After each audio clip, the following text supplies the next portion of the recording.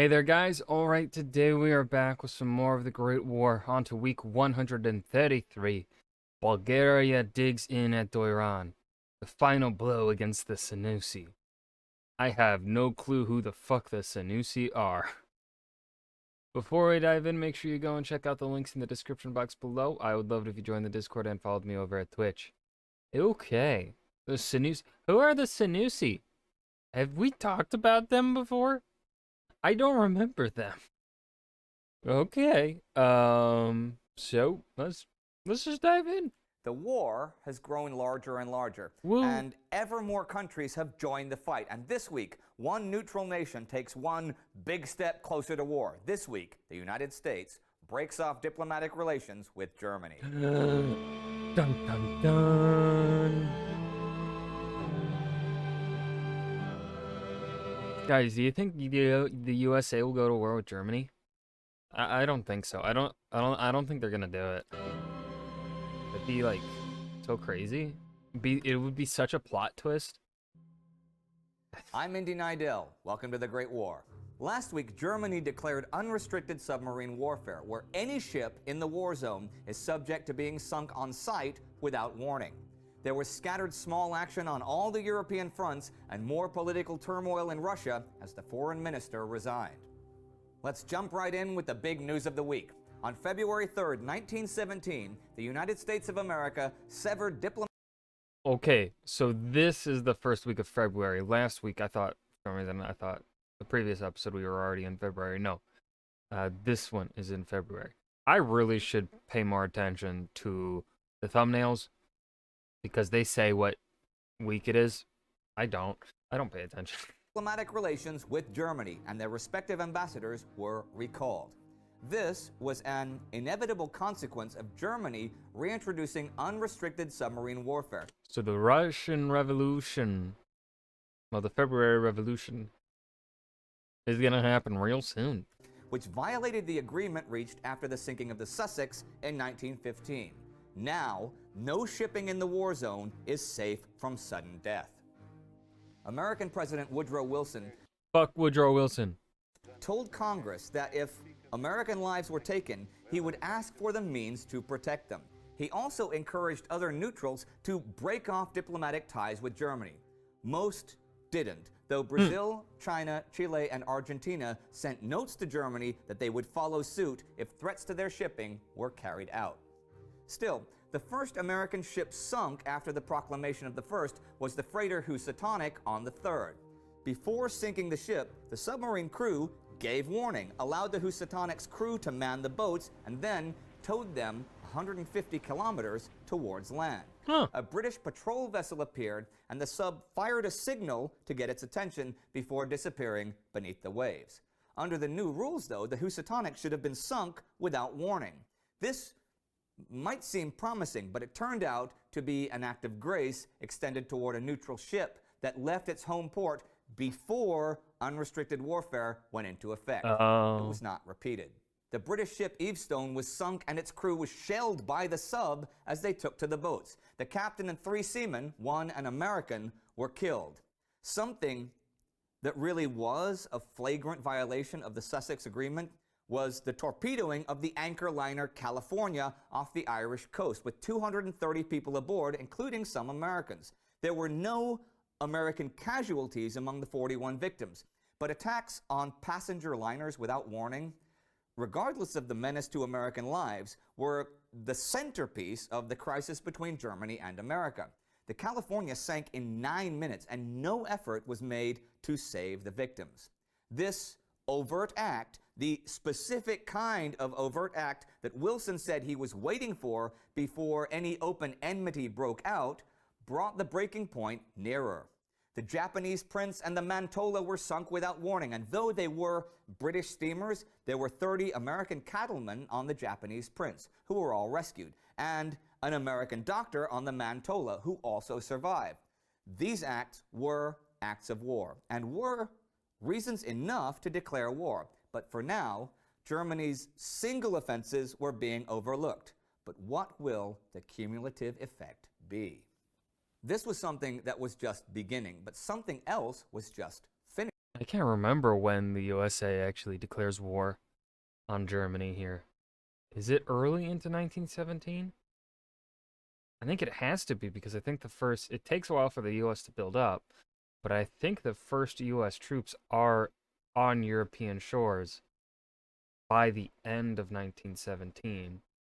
So I think it has to be either in February or in March when the declaration happens. Finishing this week.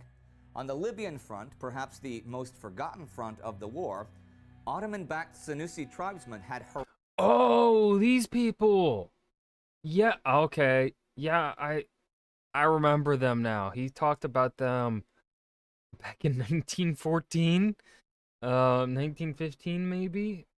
They'd like attack the enemy and then disappear into the desert. Fucking badass. harassed the British forces in Egypt for over a year. But this week, a British expedition set out from Egypt to break the power of Said Ahmed, Senussi leader. Supreme leader of the Senussi. Supreme leader. He deserves that title. And it came to a head at the Siwa Oasis. After an all Siwa? Bayak? Bayak of Siwa? The hidden ones? I know that place. I have conflicted feelings on Assassin's Creed Origins. Very conflicted. It felt so open and so boring, but like Bayek, that actor, probably the best actor that has been in probably gave the best performance out of any Assassin's Creed actor. day battle, the Senussi were defeated. They evacuated by night and headed for Shiata, but British cavalry cut off their retreat by taking the Munasib Pass and forcing the tribesmen to disperse south into the waterless desert. The Senussi power in the western desert was now completely broken. But the British were having problems on another front that was just gearing up after the winter, the Macedonian front. Now, east of Lake Doiran, the Bulgarian 9th Plaven Infantry Division had taken up defensive positions a couple of months ago. They were led by Major General Stefan Nerezov and Colonel Vladimir Vasov, who would soon be promoted to general and take command there. What Vasov, and indeed most of Bulgarian High Command, wanted was an all-out offensive towards Salonika that would drive the Allies out of Greece and close that front. The German High Command did not agree with this. They argued that this front needed to be kept open to divert Allied troops from the Western Front. This was understandable since the Allies were currently sending and would continue to send hundreds of thousands of men to Salonika. So, since there would be no huge offensive, Vasov decided to dig in and dig in properly. He requested that Germany supply building materials like concrete, and this the Germans were happy to do. What Vasov's men constructed over the winter and spring was perhaps the most impressive defense lines of the whole war. They included two new main positions with 2 rows of continuous trenches, those trenches being up to 2 meters deep and linked with communications passages. In front of these was a 2-line system of barbed wire. Behind them were concrete galleries that could be used as fire positions for artillery or ammunition platforms. In front of the main position, there were smaller fortifications, while secondary positions were 2 to 5 kilometers to the rear. The advanced positions were called zemliaks and were little hills connected by a single trench. They were lightly manned, but filled with machine guns. Their purpose was to halt an attacker's forward momentum and force him to get down long before he could reach the first trench line, leaving him vulnerable. Vasov also ordered concrete bunkers built, some as deep as 17 meters underground. These were large enough to hold the entire 9th Division's 34,000 men. The total amount of trenches was dozens of kilometers long, and Bulgarian historians say that it's larger than the amount of digging done for the Sofia Metro 90 years later. Vasov also set up farming communities behind the lines. They were fairly far back, but were looked after by the soldiers to bring in crops and livestock. This was because the supply system was so shaky, and having a nearby source of fresh food did wonders for the soldiers' morale.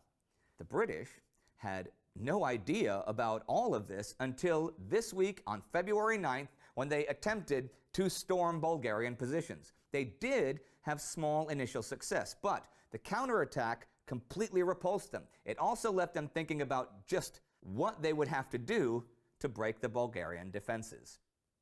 Introducing Final Press. It directly brews coffee in your mug to eliminate.